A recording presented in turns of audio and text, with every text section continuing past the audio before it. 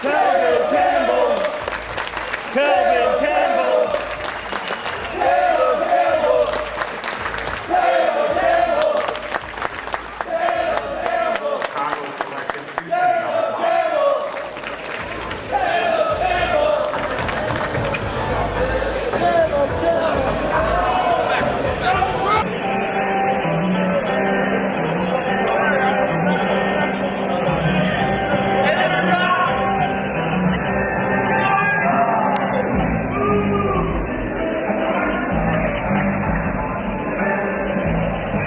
Yo, why are people going nuts over Caleb Campbell? Caleb Campbell is the all-American boy.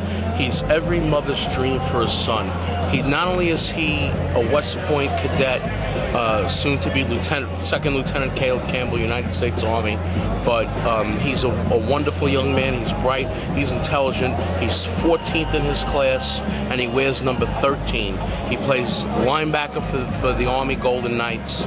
He is side to side lateral linebacker. He can pursue all across the field. He wraps people up with tackling skill and ability, and he will be, not only will he be a great pick for the Lions, and he may have saved Matt Millen his job for at least another year, but he's another reason why you will have military service players athletes playing in the NFL on a continuing basis, and he's good PR for the Army. They could say, hey, we didn't send the kid to Iraq who could play football. We let him stay home and do his service commitment at home so he could continue to play his sport of choice. So Caleb Campbell, linebacker, Army, now a Detroit Lion, may have saved Matt Millen his job, or at least for another year anyway, and he'll fill the bill. The Lions need a lot of help on defense. He's a cornerstone. A guy who I thought might have gone as high as the 4th round. 7th round pick, it's better than being an undrafted free agent. Thanks.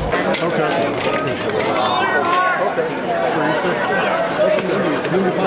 This is unbelievable. It really is. Okay. Having this fan support. These guys probably never even heard of me before this, but the cheering like this is unbelievable. How fortunate do you feel that the rule being the line of fire and all? Was there anything that you felt like, oh, I kind of feel bad about this at all?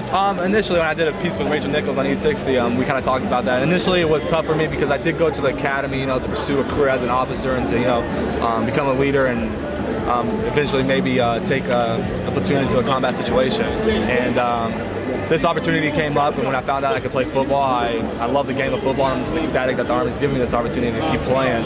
But it was initially kind of hard, but I wanted to play football. I wanted to continue to play football because who's to say after my football career is not over, hey, I'm still wearing some rank.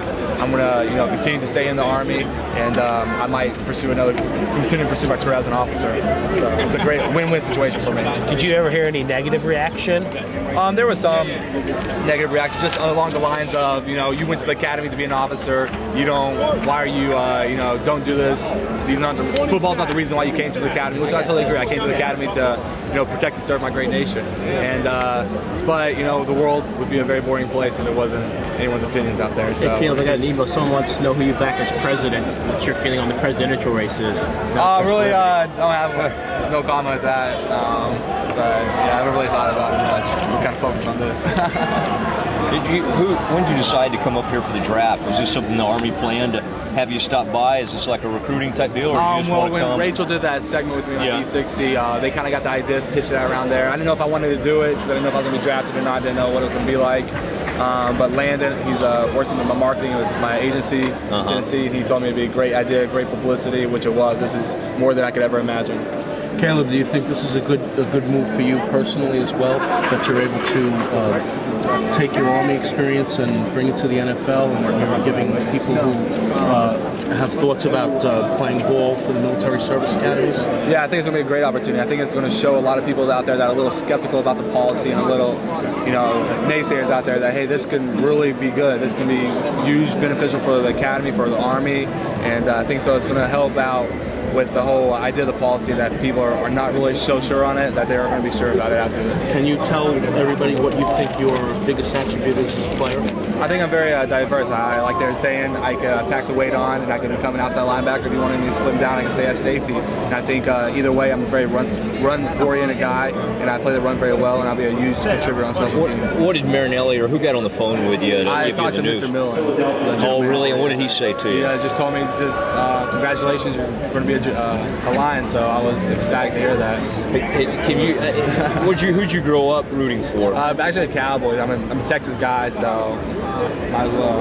Have you been to Detroit before? No, I never have. You own a winter coat? Gets cold there. Yeah, I heard. This is another question for those of us who haven't seen the story. Are you the first football player?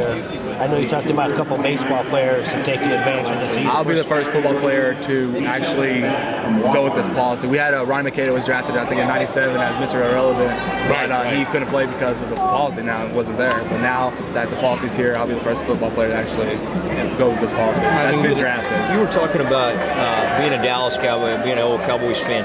Chad Hennings, another service academy guy who went on to play for the Cowboys. Have you ever had a chance to meet him or talk to him about his experience? I never met him. Never have been able to, but it's something I would like to do maybe in the future. Get his insight on things. Maybe what he learned in the military life, how that transcended onto the football field, and the characteristics of being a leader in the military. Does it help with the characteristics of being a leader on the football field, and things like that? Most of your teammates and coaches and everything, though, you've felt a lot of support from them as far as wanting you to go and chase this dream and that kind of thing.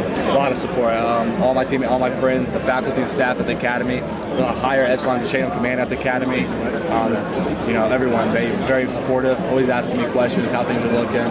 So it's a great opportunity. It's awesome. Having served myself, did your training officer come to you and say to you, just because you're doing this doesn't mean you're out of the Army. You still have to do what you're supposed to do? They explained the whole policy to me, and I totally agree with that because, if I wasn't in the Army, it wouldn't really be benefiting the Army. So the fact that I am staying in the Army, I'm still servicing my country just in a different way, this is going to be beneficial to the Army. What's your MLS? We don't have an MLS, actually.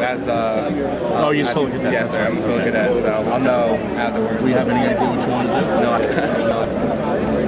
Thank you. Thank you. I appreciate that. Caleb, God bless you. I served in